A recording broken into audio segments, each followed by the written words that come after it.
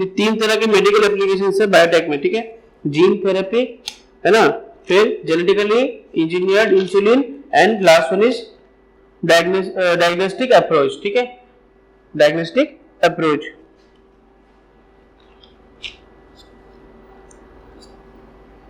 देखो सबसे पहले हम देखते हैं अबाउट जीन थेरेपी।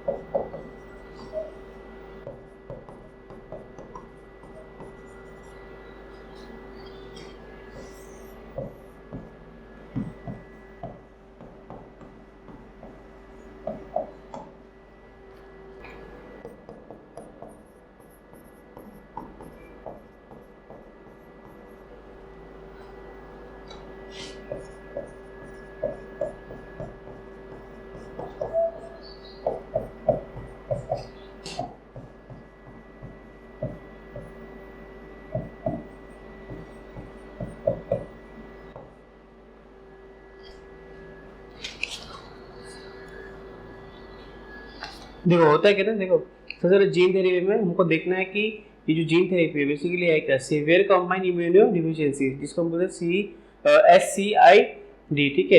ये बेसिकली सबसे पहले जो है एक 4 ईयर, ठीक है, गर्ल में पाया गया था, ओके, 4 इयर्स गर्ल में पाया गया था, 4 इयर्स ओल्ड गर्ल। इस पे होता क्या है, ये जो एडेनोसिन डायमाइन है, ठीक है, इसका डेफिशिएंसी होता है, ओके। इसमें होता है क्या, ये जो एडीए है एक्चुअली हमारे बॉडी में जो एंटीबॉडीज को help in production of antibodies है, इस पे बहुत ज्यादा हेल्प कर देता है, ठीक है। एंड बेसिकली अगर ये डिफिशियंसी होगी तो तुम्हारे बॉडी पे एंटीबॉडीज का मात्रा ज्यादा होगा एंड बहुत जल्दी डेथ होने का संभावना हो सकता है, ठीक है। ये जो जीन थेरेपी है ना, इसलिए इसको यूज करते ताकि इसके बॉडी से क्या हो पाए, ये जो एडीए है, ओके, एडीए जो है ये इजीली धीरे धीरे करके अपनी बॉडी से कम होता रहे, इनएक्टिव फॉर्म में होता रहे, ठीक है। इसका एक और टेक्निक है बोन मैरो ट्रांसप्लांट, है ना, लेकिन ये परमानेंट नहीं होता और हमेशा सक्सेसफुल भी नहीं होता। बोन मैरो ट्रांसप्लांट के बाद हो सकता है कि किसी का डेथ भी हो जाए, या फिर डायरेक्टली हम अगर कहे तो ये हमेशा, मतलब फॉर एग्जाम्पल समझो एक छोटे बच्चे को उसने क्या कर दिया, इसका ट्रांसप्लांट कर दिया, जरूरी नहीं कि बड़े होने के बाद भी क्या हो, सेम मतलब बिहेवियर, सेम कैरेक्टरिस्टिक, या फिर जो डिजीज इसको नहीं था वो ना रहे, हो भी सकता है कि वापस वो अपनी बॉडी पे आ जाए। बिकॉज देखो जीन थेरेपी के थ्रू अगर तुम बोन ट्रांसप्लांट करते हो, ठीक है, देन जरूरी नहीं कि जो सारे बोन के कोडोन्स है ना, कोड्स है, वो तुम्हारे ट्रांसफर हो जाए, ओके। हो सकता है कुछ इनएक्टिव फॉर्म में चले जाए, but due to some reason जब बड़े होंगे तब किसी रीजन की वजह से वापस एक्टिव फॉर्म में आ जाएगा और वापस ये एडीए का, है ना, डेफिशिएंसी शुरू हो जाएगा, ठीक है।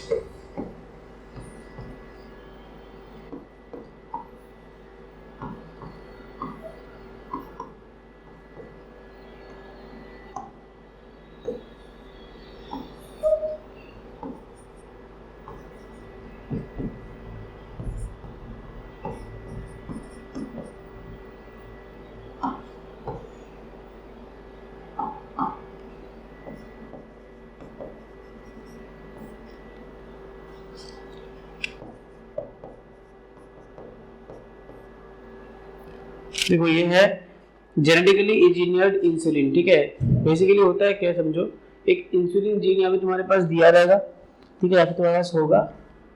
इस पे जो एक बीच वाला है जो कोई भी पार्ट है वो अनडिजायरेबल है ना, ये होगा प्रोटीन होगा, and one is pro insulin and another, ये चेन है पूरा वो क्या है, इंसुलिन का प्रोटीन है, ठीक है।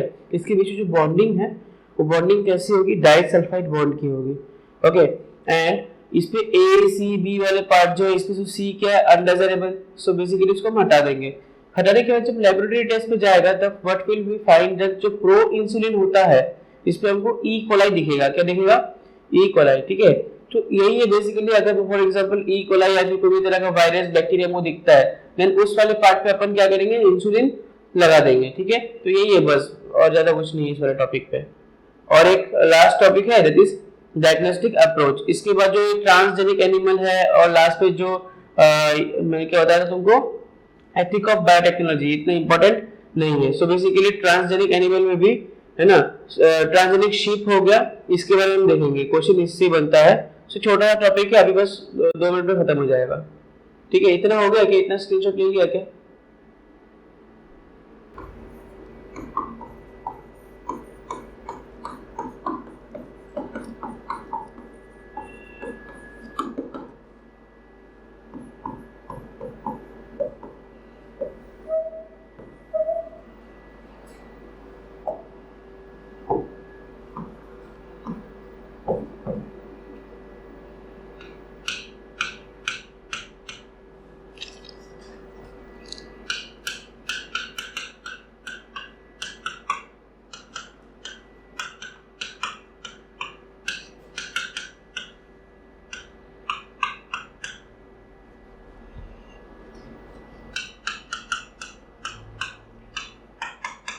अच्छा, what is the full form of ELISA, मालूम है क्या?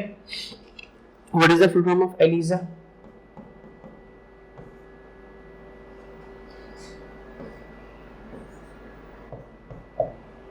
एलिजा का फुल फॉर्म क्या है मालूम है?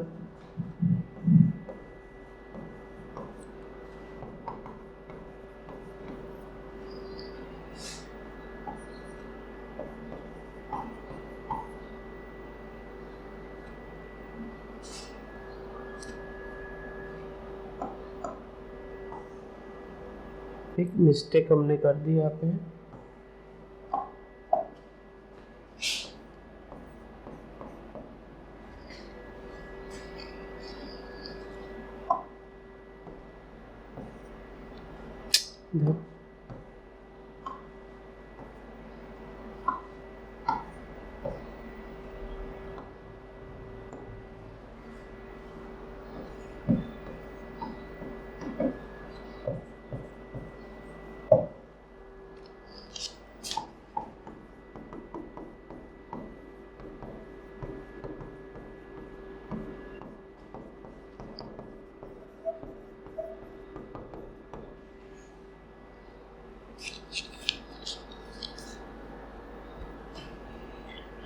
ठीक है। मतलब अगर तुम डायग्नोस्टिक अप्रोच की बात करो तो एलिजा है, रेडियोग्राफी है, ठीक है, ये सब अब जो है ना फिर पीसीआर हो गया, ये सब क्या है, डायग्नोस्टिक अप्रोच है जो बायोटेक्नोलॉजी के थ्रू आया है। अगर क्वेश्चन अगर पूछता है तो ऐसे पूछेगा कि पीसीआर किस फंक्शन करता है, एलिजा किस फंक्शन करता है, ठीक है, एलिजा का क्या रोल है, ऑटो रेडियोग्राफी का क्या रोल है, तो ये सब हमने ऑलरेडी बायोटेक्नोलॉजी था उस पर हमने ऑलरेडी पढ़ लिया है सब, ठीक है।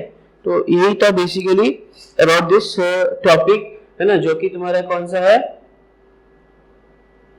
applications now biotechnology in medical field। okay, now transgenic animal वाला जो फील्ड है उस पर देख लेते हैं, छोटा सा पार्ट है, so यहाँ पे हो जाएगा।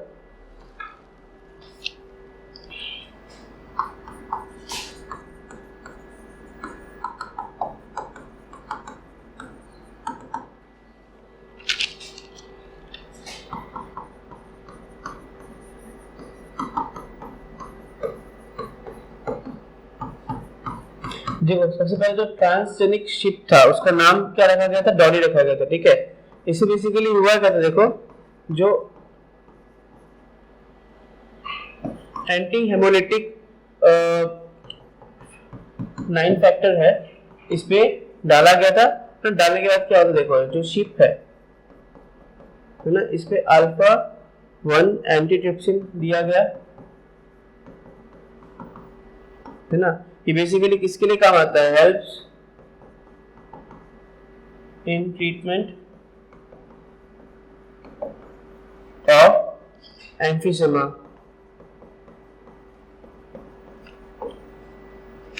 ओके, अब इसी के अलावा जो फर्स्ट है ना ट्रांसजेनिक काउ था, फर्स्ट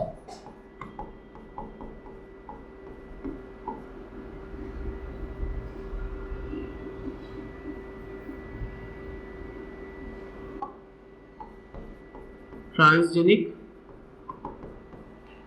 काउ जो था, ठीक है, उसका नाम क्या था, रोजी। ओके, और उस पे कौन सा जो ये था, मतलब डीएनए हो गया या फिर कोड जो है वो कौन सा दिया गया था, एक सेकंड रुको, अल्फा लेक्टा यूनियन, ठीक है। ये बेसिकली पूरे चैप्टर के बारे में था, इसके अलावा चैप्टर से कुछ आएगा नहीं। ओके, बहुत मिनिमम मार्क्स होता है एप्लीकेशन ऑफ बायोटेक से, उसमें बेसिकली जो तुम्हारा मेन पार्ट है बीटी कॉटन वाला पार्ट है ना, एंड रादर देन दिस जो ट्रांसजेनिक शिप कौन सा, ट्रांसजेनिक काउ कौन सा, ये ओके। एंड जो तुमको मैंने इंजीनियर्ड वाला पार्ट दिखाया था वो ओके, और उससे पहले का फ्लेवर टोमेटो, उससे क्वेश्चंस आते हैं, उसके अलावा क्वेश्चंस इस पे आएंगे नहीं, ठीक है। सो बेसिकली जो नेक्स्ट क्लास है उस पर तुम्हारा 5 से 10 मिनट का एक टेस्ट होगा अबाउट दिस चैप्टर, ठीक है। एमसीक्यूज रहेंगे कम से कम 10, okay. So you will get 10 minutes for 10 MCQs, okay.